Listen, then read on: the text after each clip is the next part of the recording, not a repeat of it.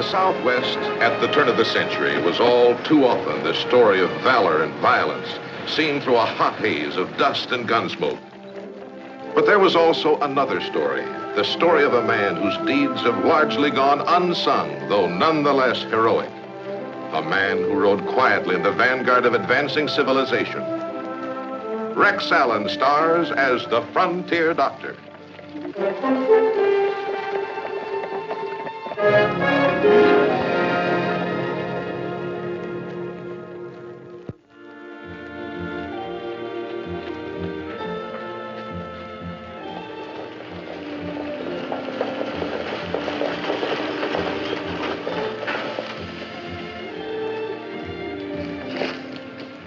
Thanks a lot, Harry.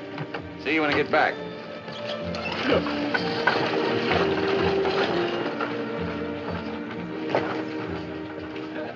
You got here just in time, Doc. Here's your ticket. Thanks, Ed.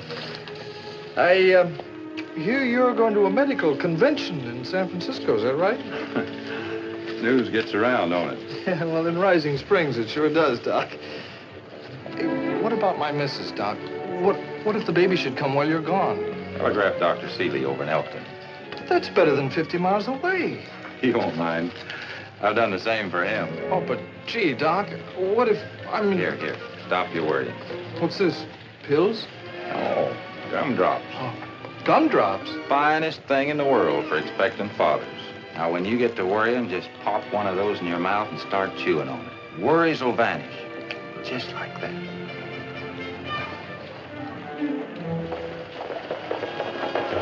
Here she comes.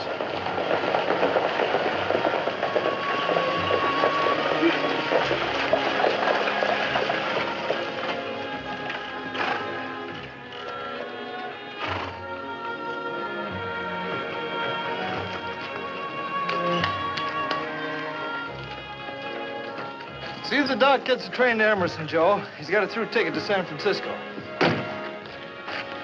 Be good, Doc. Take her away, Joe.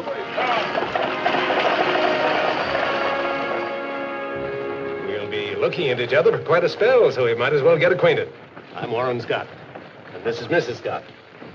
I'm Dr. Baxter. Nice to know you. Pleasure. I take it you've just been paying a visit to your old hometown. Is that right? Well, not exactly. You see, Rising Springs is my hometown. I've been practicing there for about a year. You don't say. Well, how in the world can you possibly earn a living out here in the middle of nowhere? This little town's hardly more than a bump in the road. This little bump on the road, as you call it, Mr. Scott, happens to be the hub of a 100-mile radius, which takes in an Indian reservation, an army post, and a ranching population big enough to fill a city the size of St. Louis. What's more, these people are rough and hard living. Besides catching cold or whatever else you two might get, they get thrown off of their horses and trampled with their livestock and occasionally shoot one another. And they all depend on me to patch them up. Does that give you folks a rough idea, or should I go on? Say no more, Doctor. You've made your point. I'm already convinced you have the finest practice in the whole country, Dr. Baxter. That's exactly the way I feel. As we moved on toward the railroad junction at Emerson, I learned that Mr. Scott was a prominent San Francisco attorney and that he'd been on a combined business and pleasure trip to Arizona where his firm had a managing interest in some mining properties. Feel all right, dear? Oh, tired mostly. It won't be much longer. As soon as we get across the ridge, we'll be in Emerson.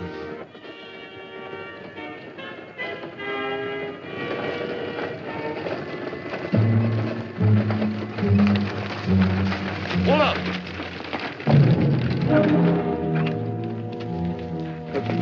Set your brake and climb down. You people in there, come out. Looks like he means what he says. We better get out.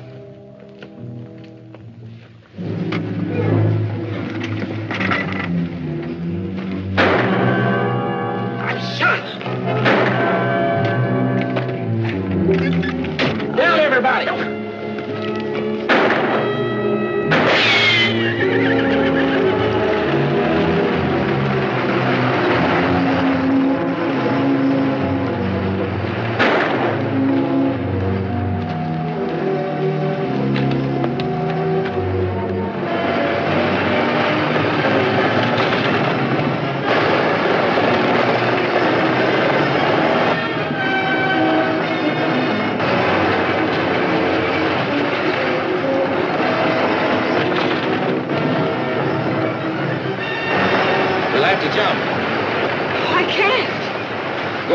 Scott.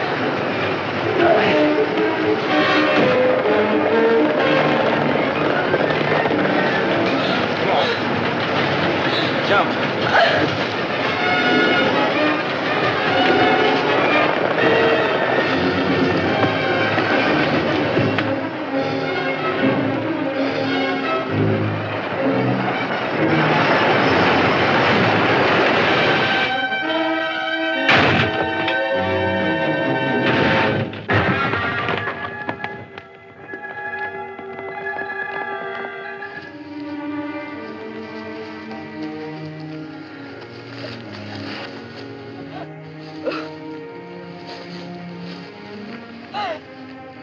You're all right, Mrs. Scott.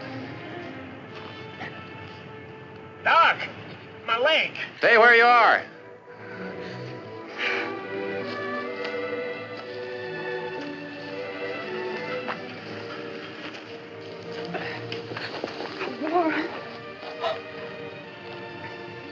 Doctor. My leg's not broken. She'll need a lot more than first aid. Go up on the road and stop the first wagon that comes by. I'll go back and check on the driver. Darling. Do what he says, dear. I'm all right. It was little more than a railroad junction with no doctor and no medical facilities of any kind. Although the stage driver was dead, Mr. Scott needed surgery. So I advised him to continue to San Francisco, where he would find the proper facilities. Mrs. Scott wired her husband's business partner to reserve accommodations for him at the Samaritan Hospital. After seeing Mr. Scott safely to the hospital, I was surprised but pleased that he insisted I continue on the case. I have no objection to Dr. Baxter performing the operation. It's simply that we have the finest staff in the city, specialists in every... Bill Baxter's seen me through this far, Dr. Breen, and he's done a fine job. I have the utmost confidence in him. I want him to do whatever he wants to do. Understand? It's entirely for you to decide, Mr. Scott. I shall say no more. Doctor, if you will come with me, anything you need will be at your disposal. Thank you, Doctor.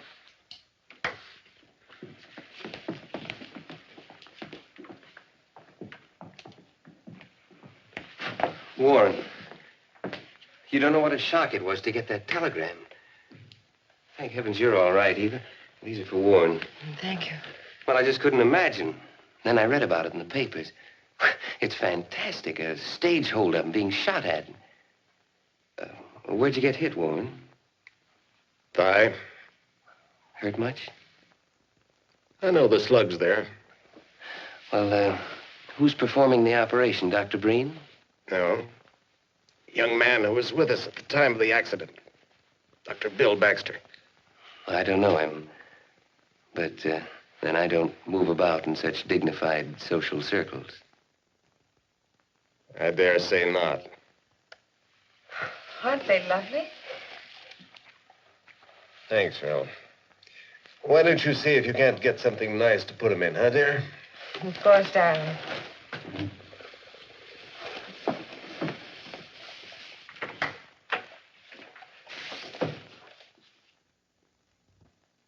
Well, I suppose now you know all about it. Yes, I know all about it. Oh, but why, Phil? Why? If you needed money that badly, we could have made some arrangement. Not the amount I needed. The world did you ever get in so deep? You know how it is. You double your bet just to try and break even. Then you lose that. And you steal from your own company. My company. And we lose our silver mine. We're not careful our law practice. Oh, if only... Oh, what's the use? I'd like to say I'd try and make it up, but we both know that's impossible. When I took you into the firm, I felt you'd be a social asset. That some of the finest names in the city would become our clients. I could have excused stupidity, laziness, anything but dishonesty. Well, what do you want me to do? Cut my throat? Yours or mine wouldn't make much difference now, would it? All right.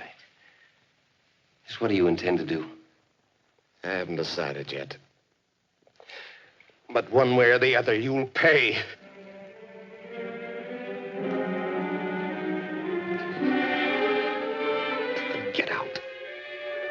Doctor, starting to make me feel sick.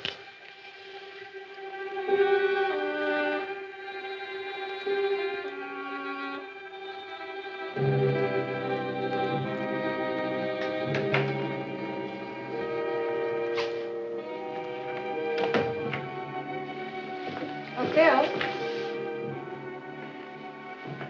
Are you leaving so soon? Yeah, I have a client waiting at the office. The nurse is arranging the flowers. Eva. Oh, please, Phil, I thought we had an understanding. Sure, we have. I just want you to know that if anything happens, it...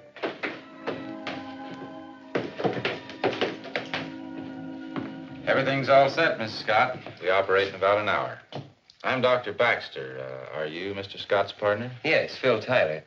Tell me, Doctor, is everything going to be all right with Mr. Scott? Can't think of any reason why not. I've checked him over thoroughly, and he's in good health. The bullet lodged in an awkward spot, though. It entered the thigh, then ranged upward toward the pelvis. Luckily, it stopped short of the abdominal wall, so there's little danger of blood poisoning or hemorrhaging. There, you see? No need to worry, is there?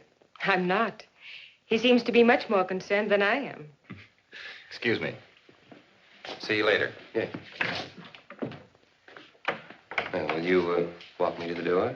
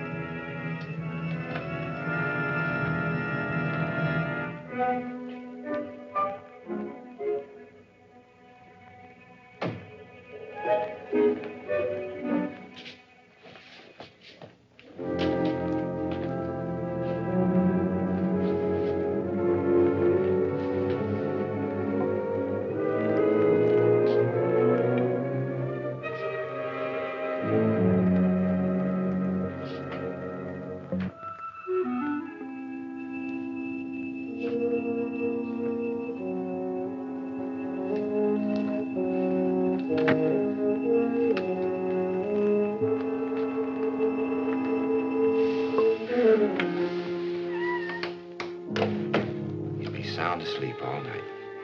I was worried. He's been so sick all evening. He had ethers and anesthetic. Nausea always follows. Does it last long? Oh, by morning he'll be hungry as a lumberjack. May I see you home? Thank you.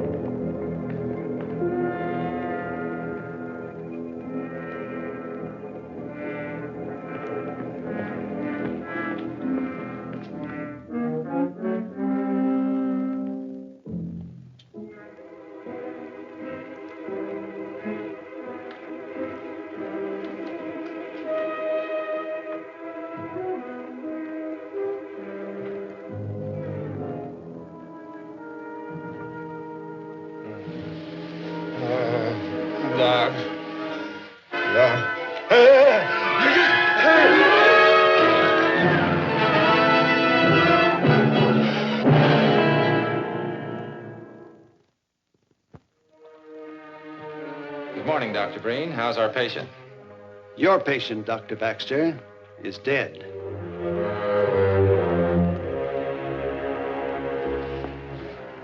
But, Mrs. Scott, We're terribly sorry. But I want you to know that this hospital is entirely blameless.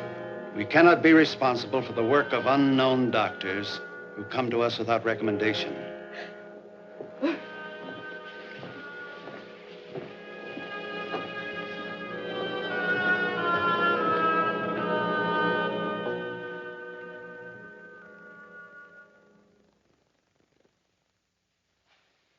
I can't understand it.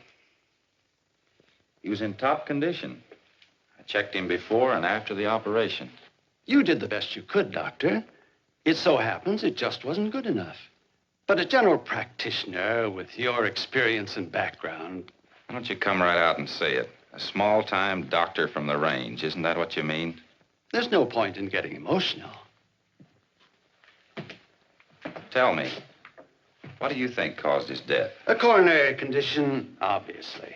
Why, obviously. How could you be sure without an autopsy? If not a heart attack, then, Doctor, what is your diagnosis? Did you notice those 2 bruises on his chest? Yes, but I see no significance. Those bruises were not there when I checked him just before midnight. They were inflicted between then and now. Inflicted? Dr. Baxter, are you suggesting that Mr. Scott was murdered? I'm suggesting that they could have been caused during a struggle. Look, Doctor, why go to such absurd lengths to cover a blunder? Officially, this will be written off as a coronary occlusion, induced by shock and anesthesia. It's not necessary for you to be further involved. I want to know what killed him. I've got to have an autopsy. I'll tell you what, Doctor. Since you seem so determined about this, I'll recommend an autopsy on one condition. If the findings go against you, you take public blame. I'll take what I honestly deserve. Very well.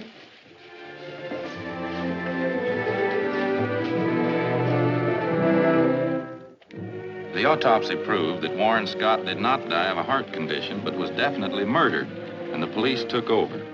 Because Mr. Scott was my patient, I was a material witness, and it also fell to me to break the news to his widow. Well, it's my theory that sometime between midnight and dawn of April 12th, someone got into his room and smothered him with the bedclothes. Oh, poor Warren. Well, besides sounding highly improbable, I think it in extremely bad taste, particularly at this time. Please, Phil. The doctor knows what he's talking about. Believe me, I wouldn't distress Mrs. Scott if I didn't think it absolutely necessary. I fail to see that it is necessary, Doctor. Look, if Mr. Scott had enemies who felt strongly enough about it to kill him, they might also feel the same way about you or Mrs. Scott. Was he ever threatened? Warren handled criminal cases before I came with him. Now, possibly one of those men, embittered and vengeful. I don't actually know of any such threats. Aren't you presuming a great deal, Doctor? No, because there's still the matter of that stagecoach holdup outside Emerson. Mr. Scott was deliberately shot when he got out of the coach. The robber didn't even wait to see if he had money on him or not. Well, that's true. This man was masked, of course. No, You saw him then? clearly. You could identify him? It was a face you'd never forget. And you, Eva? No, I didn't see him very clearly. Well, Doctor, I must say you're quite a bird dog. I'm sorry we weren't able to help you, but I do wish you luck. Luck was with me that afternoon. A 2-hour search of the police files turned up a picture of the man who held up the stage. He was known as Gino, a notorious waterfront assassin and hoodlum. The police were now combing the city in search of him.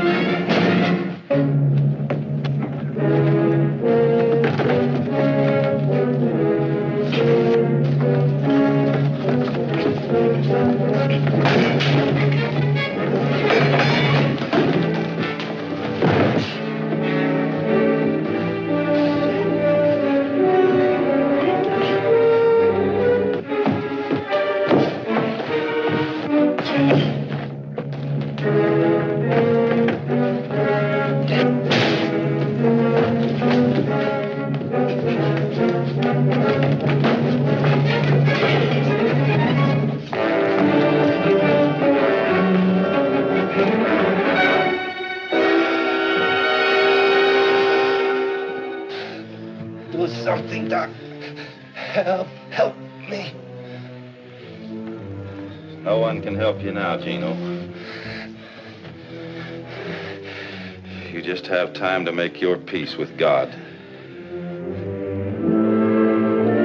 By the evening, the police learned from Eva Scott's maid that she was dining with Philip Tyler at a popular cafe and gambling house called the Gaiety on Kearney off Market Street.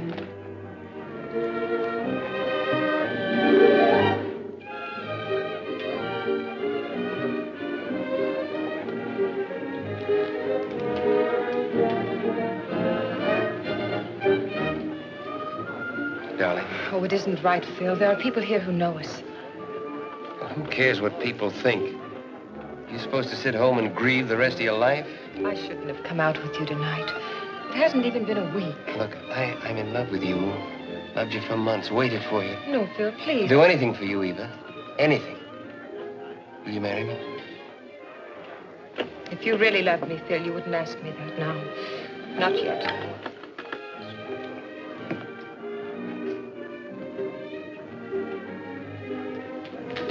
Mrs. Scott, Mr. Tyler, meet Sergeant Tucker from the San Francisco Police. Yes? A professional assassin known as Gino died an hour ago. He confessed to the killing of Warren Scott. Well, I must say that was quick work, Doctor. You were almost quicker, Mr. Tyler, sending the murderer after me. How's that? Before he died, Gino implicated you as the man who had hired him to kill Mr. Scott. You better come along, Mr. Tyler. You're wanted for questioning. No. Now, this is absurd. Warren and I were partners. This criminal, he's trying to frame me. I don't even know him. Eva, you don't think. Oh, it couldn't be. He was Warren's friend, my friend. He couldn't possibly do such a thing. It's an earthquake!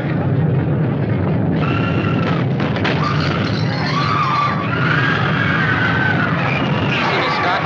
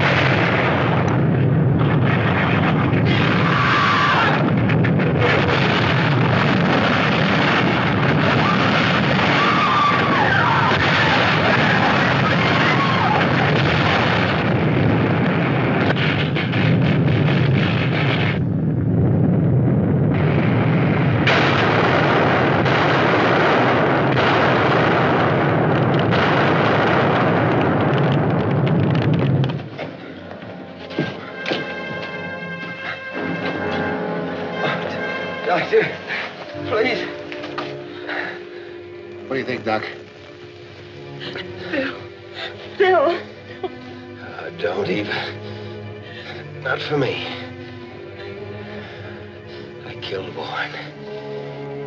I paid Gino. I wanted you for your insurance. I wanted to marry you for your insurance. Eva? You hear? Eva.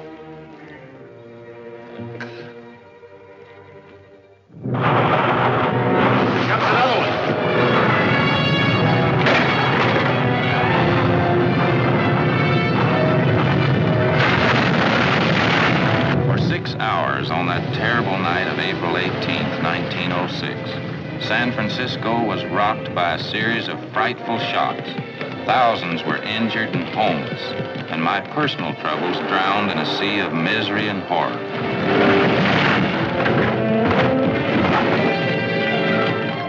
For days afterwards, like every other doctor in the Bay Area, I worked unceasingly until the crisis was over.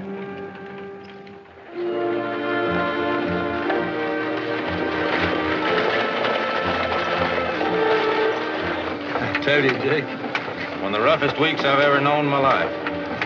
Aside from all the earthquake excitement, Doc, how'd it go? Pretty well. Guy heading our way, mighty in a hurry.